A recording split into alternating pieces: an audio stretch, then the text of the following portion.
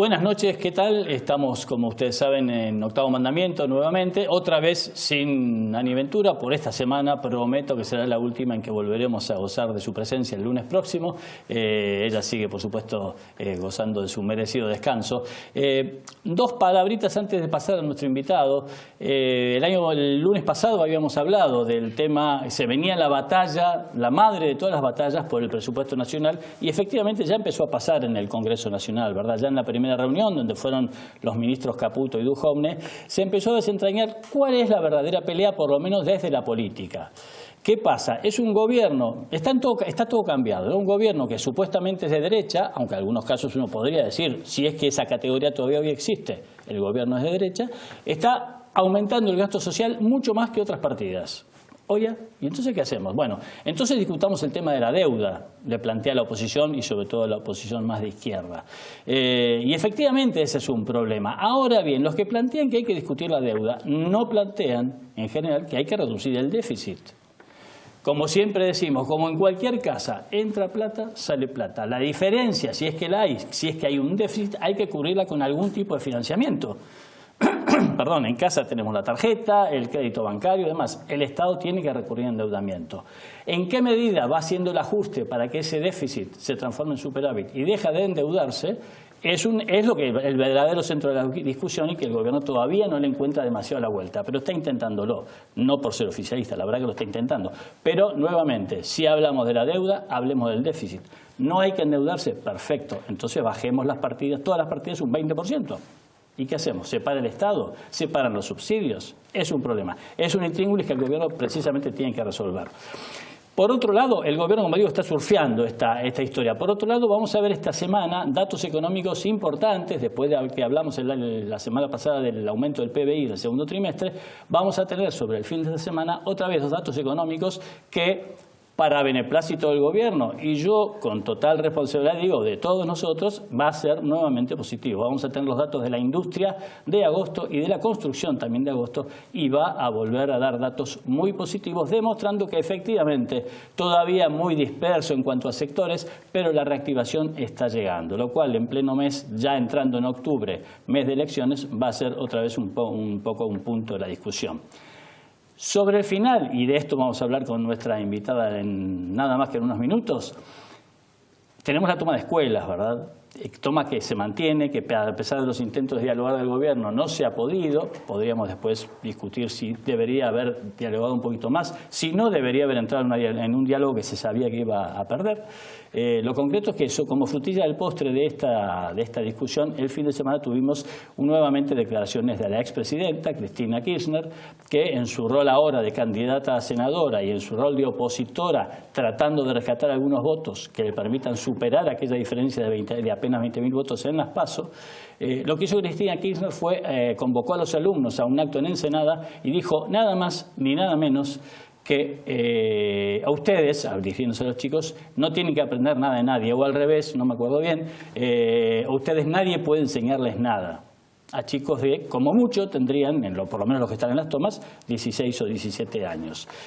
Creo que frente a eso no hay muchas más palabras. Recordemos que, hablando en términos de educación, del otro lado, si se quiere, del arco ideológico, la propia presidenta, siendo presidenta en su momento, no tuvo mejor idea que atacar a los docentes diciéndole que eran un gremio privilegiado que tenía 3 meses de vacaciones. Es decir, más allá de lo que podamos discutir de la categoría de los docentes, apelando al prejuicio más ancestral que existe en la clase media argentina, que es que los docentes no laburan y tienen 3 meses de vacaciones. Y encima yo les digo a mis chicos si me entregan esta bestia, digamos. Bueno, eso dijo la presidenta. Vamos a hablar en los dos bloques de este programa con Guillermina Teramonti, una reconocidísima especialista, exdirectora de Flaxo, después de los auspiciantes.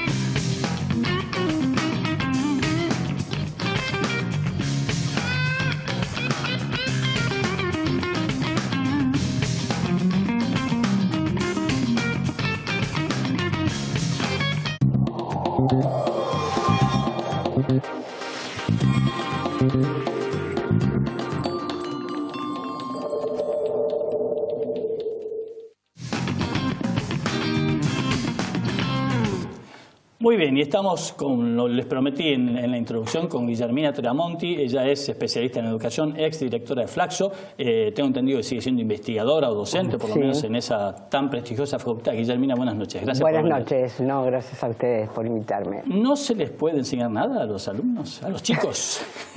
Bueno, más allá de la respuesta obvia. Los chicos tienen justamente mucho que aprender y justamente lo que se está planteando en este momento, no solo en la Ciudad de Buenos Aires, no solo en muchas jurisdicciones del país, sino es una discusión mundial que los chicos deben empezar a aprender, a adquirir instrumentos para poder dialogar en el mundo que ya está, en el mundo contemporáneo y en el mundo del futuro, y la escuela que hoy tenemos no les proporciona esos instrumentos. No solo desde el punto de vista, llamémosle, técnico específico, es decir, saberes que deberían saber cuanto antes para este nuevo mundo que es el que van a enfrentar, sino también algunos de esos saberes son aprender a dialogar.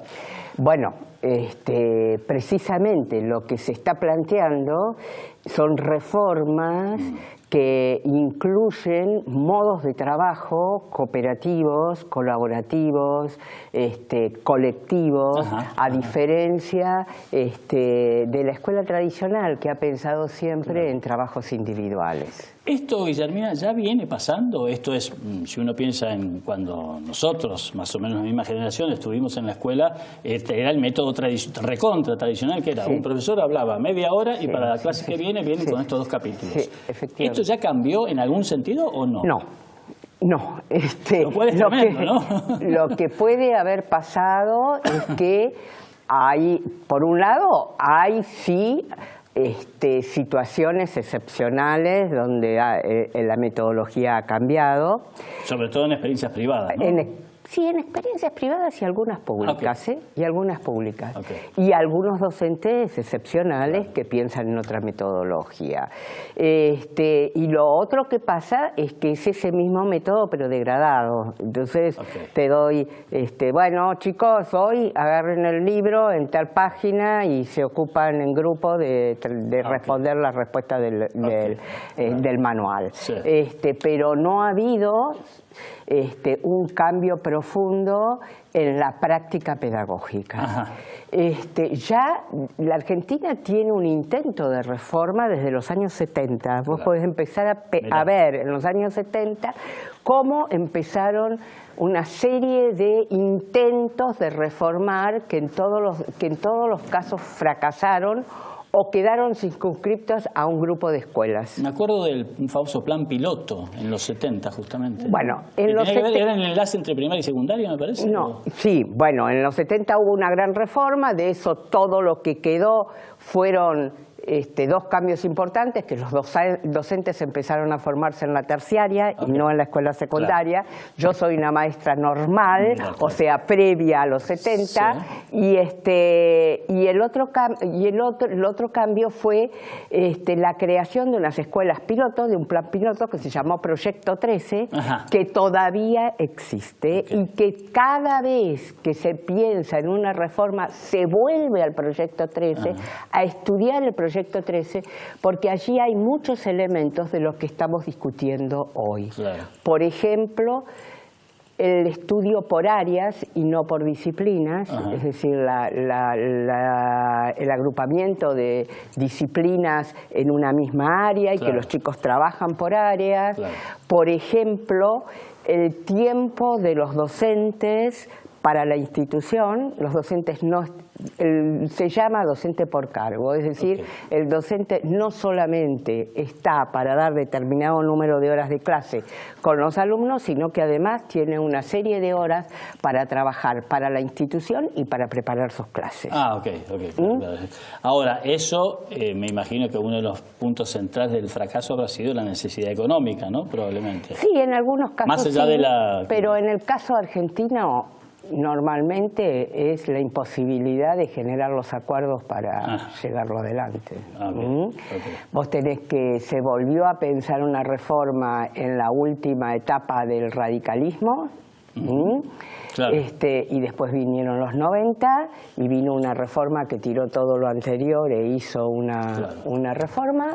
Después vino el 2000, los mismos que habían hecho la reforma del... No todos los mismos, pero muchos de los que habían hecho la reforma del 90 o aplaudido la reforma del 90, por ejemplo, Filmus, impulsó un cambio de la ley y un cambio total del plan. Claro, claro. Porque acá todo el que viene, bueno, tira lo anterior y quiere empieza hacer su propia revolución. Su propia revolución. Y la verdad es que a partir de los años 2000 se empezaron a pensar cambios en la escuela media. Okay. Primero cambios de organización, formato, de trayectorias para los chicos, y después se comprendió, digamos, que para cambiar la escuela era necesario avanzar sobre el modelo pedagógico. Okay. Y lo que se está planteando ahora es justamente esta eso. Nueva escuela secundaria, ¿no? ¿Cómo se Esta llama? nueva escuela secundaria. Pero ya tenemos otras experiencias, por ejemplo, Río Negro está haciendo una Bueno, te iba a reforma. preguntar, ¿no es un fenómeno exclusivo de la ciudad de Buenos Aires? No, bueno, porque la Nación planteó el cumplimiento de una resolución del Consejo Federal de Educación, que es del 2010, Sí. Respecto de lineamientos generales para el cambio de la educación media. Armó un prototipo y a partir de eso distintas jurisdicciones están avanzando en una reforma. Con su propio plan. Con su propio plan, siguiendo esos lineamientos. Okay. Río Negro se adelantó y está haciendo una reforma interesante. Córdoba hizo una aplicación piloto desde el Estado, que son escuelas muy interesantes. Que tienen más o menos estos mismos lineamientos. Que tienen más o menos esos lineamientos. Esto es de división por áreas y no por materia. Sí, y mucha tecnología, mucha tecnología, mucha presencia tecnológica en las escuelas. Y Santa Fe también hace su proceso propio, pero también va en ese sentido y aporta cosas en ese sentido. Entonces, en realidad y en el mundo hay muchas experiencias muy interesantes. Pareciera entonces que estamos en la puerta de un cambio de paradigma del sistema educativo. Claro. Y que la Argentina, por suerte, está empezando... Quiere subirse claro. a este cambio. Ahora, en la ciudad, leyendo mucho material en estos días, a partir del conflicto, y justamente a partir de este programa, lo que uno ve es que algunas cosas de este plan ya están empezando por lo menos a ponerse en marcha. Ya hay un presupuesto para renovación de aulas, para tecnología y demás, y está marchando eso. Bueno, y hace 2 años hicieron un cambio 2 o 3 años hicieron un cambio del currículum, y ahora lo que se trata es un avance sobre esos contenidos que se plantearon.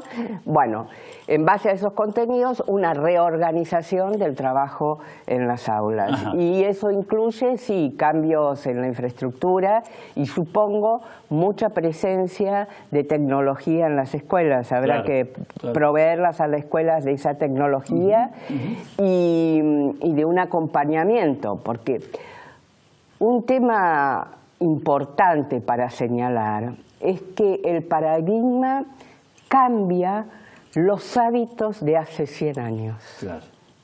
Entonces hay que uno puede suponer que va a tardar en generar nuevos hábitos. Y aparte cambia hábitos de los dos lados del mostrador, Efectivamente. ¿no? De alumnos y de docentes. Efectivamente.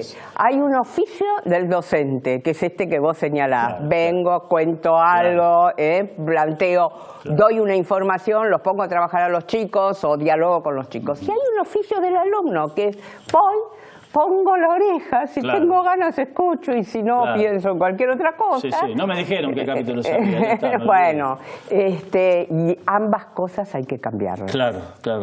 Te voy a dejar una pregunta para después justamente sobre este punto.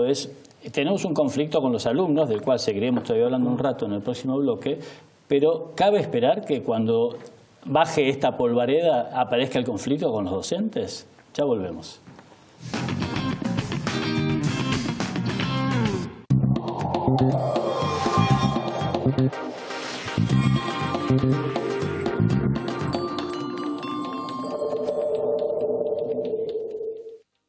En septiembre siempre hay algo gratis para hacer en la ciudad. Ciudad Emergente, Conectados GA, Festival de Reggae, Bienal Arte Joven, Estrellas en Calle Corrientes, Expo Colectividades y muchos eventos más. ¡Vamos, Buenos Aires! Un seguro de vida te permite disfrutar de la tranquilidad que solo se consigue al saberse protegido, porque cuidará a quienes más querés cuando vos no estés para hacerlo. Encontrá tu seguro en cualquiera de las compañías integrantes de Avira, www.avira.org.ar, Asociación Civil de Aseguradores de Vida y Retiro de la República Argentina.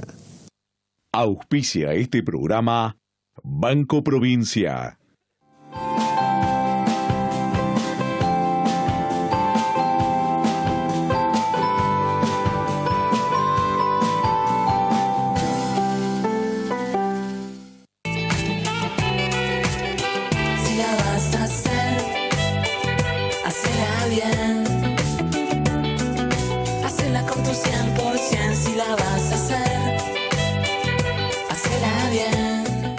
Cuando a la palabra trabajo le sumamos en equipo, lo que en realidad estamos haciendo es agregarle más esperanza a toda la provincia. Con dedicación y con el corazón lo estamos logrando.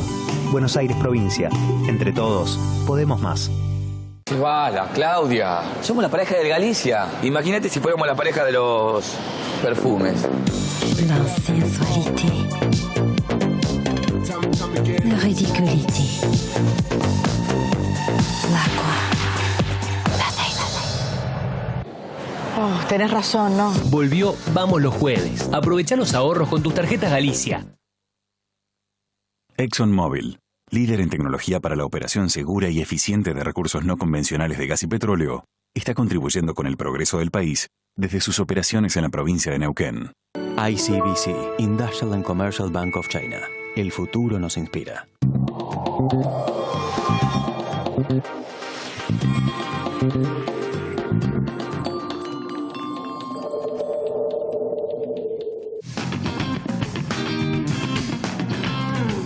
Bueno, acá estamos con Guillermina Tiramonti tratando de deshilachar y desilvanar este ya largo conflicto en las escuelas y sobre todo hablando de la reforma educativa que viene. Yo te había preguntado, Guillermina, si una vez que afloje o por lo menos baje la polvareda de este conflicto con los estudiantes, aparezca el conflicto con los docentes, en la medida en que los que tienen que cambiar su mentalidad son las dos partes.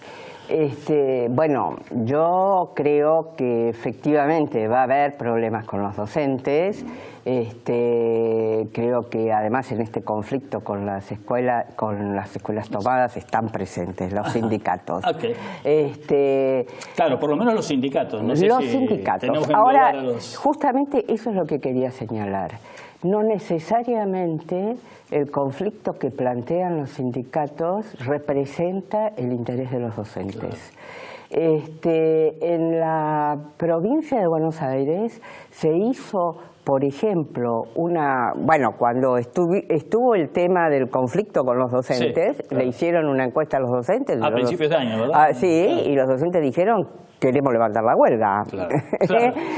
Es una suerte de asamblea informal, digamos. Efectivamente. Pero... Por otro lado, ahora hay muchos problemas para hacer el cambio curricular con los especialistas. Ajá. Y resulta que se acaba de hacer una encuesta con los docentes y los docentes dicen la metodología que estamos usando no sirve. Okay. Entonces, y algunos especialistas dicen que sí, o se niegan a cambiarla. Se niegan a cambiarla. Okay. Yo creo que va a haber conflictos con los gremios. Espero que el gobierno tenga la suficiente, apertura política, claro, para negociar este tema. No hay nada que perjudique a los docentes, claro, en la reforma. Por el contrario, claro, la reforma plantea una forma de contratación docente que es a través de cargos, que ya está en vigencia, claro, en parte en la ciudad, que beneficia al docente porque le da un tiempo pago para capacitarse. Okay. Y para preparar sus clases. Para capacitarse, para preparar sus clases, para hacer trabajo institucional. Entonces, no veo por qué los docentes saldrían perjudicados. Es cierto que tienen que cambiar el hábito. El hábito de ser docente.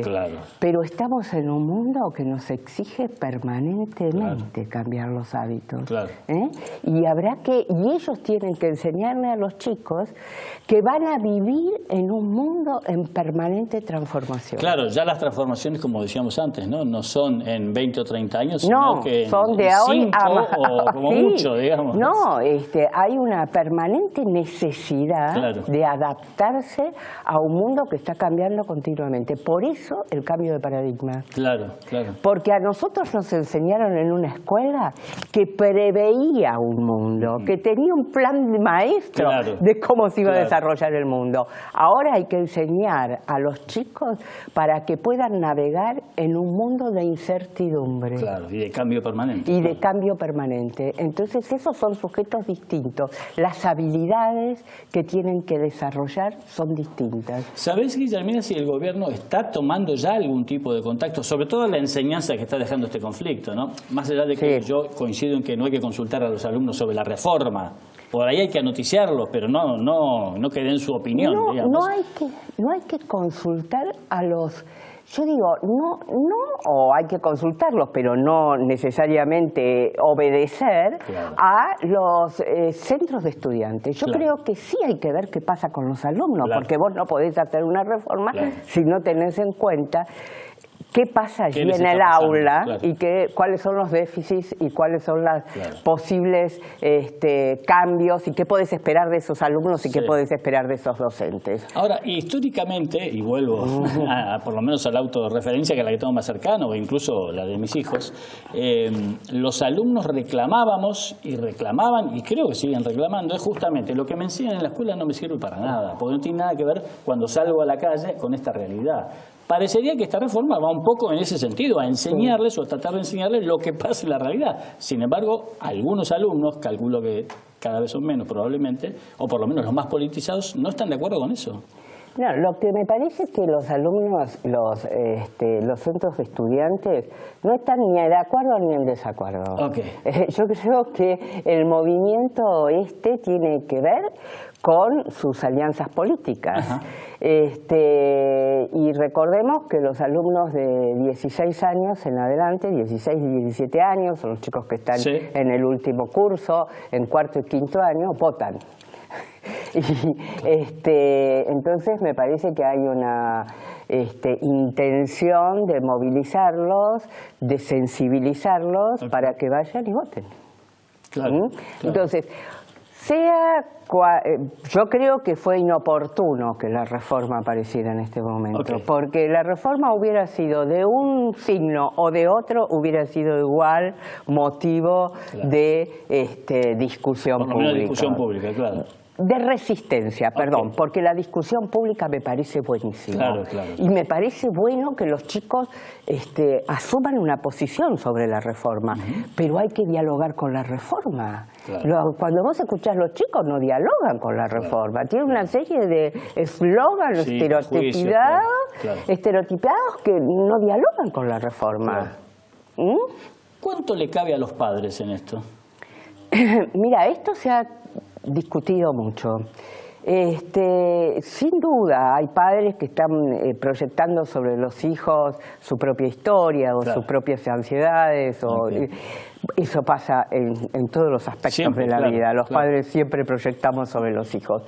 Pero la verdad es que yo creo que la escuela justamente es un ámbito separado de la familia, de manera tal que quienes tienen que buscar una solución a este tema es el Ministerio de la Ciudad, seguramente con el apoyo del Ministerio Nacional y los rectores de las escuelas, y entre ellos tienen que buscar una salida. La norma, la regla en el ámbito escolar la ponen esos personajes, no los padres. Los padres no imponen su visión, los alumnos tampoco. Tal vez menos, digamos, ¿no? Tal vez menos. sin duda hay que escuchar a los padres y todo lo demás. Pero la norma en la escuela, la ley es la que pone la autoridad pública. La escuela es una institución pública. La escuela material, el edificio, es un edificio público. Los chicos están ocupando un edificio público. De hecho, esta mañana escuchaba que se está discutiendo, incluso hay una causa judicial ahí en trámite por usurpación de un bien público. Por usurpación de un bien público. Ahora, es una cosa que me parece que hay que plantear, es que los chicos irrumpen en la escena pública utilizando la misma estrategia que se utiliza por todos los actores que irrumpen en la esfera pública en la Argentina o que dialogan en la esfera pública en la Argentina. El piquete, la toma de fábrica. Que tiene siempre un elemento de violencia, ¿no? Y siempre un elemento de interrupción del derecho del otro. Y no es responsabilidad de los chicos solamente, sino es responsabilidad de toda esta sociedad que mantiene esa cultura política como forma de dirimir el conflicto. Claro, donde lo que uno, por métodos generalmente más o menos violentos, reclama, está cercenando el derecho de otro, ¿no? Y bueno, acá los chicos que están tomando las escuelas son una minoría, ¿no? Claro. A pesar de que dicen, bueno, nosotros hacemos asambleas, en las asambleas se vota. Las asambleas tienen un elemento de mucha autoritarismo. La verdad que fuera de todo romanticismo, uno que en alguna asamblea ha participado sabe hoy que eso es generalmente es poco representativo y absolutamente manejable. Efectivamente. Entonces ahí hay también un elemento de autoritarismo en el sentido que unos manejan el derecho de los otros. Cortito, Guillermina, ¿vos crees que esto va a implementarse efectivamente en 2018 a este ritmo? ¿Estamos a tiempo? Yo creo que sí, pero que habrá que tener claro que su implementación va a tener dificultades, que no todo va a salir bien al principio y me parece que sí tenemos que estar atentos pensando, bueno, cómo es posible ayudar para que haya un acompañamiento adecuado a la implementación. Gracias por venir, Guillermina. Nos vemos el próximo lunes aquí en Octavo Mandamiento. Bueno.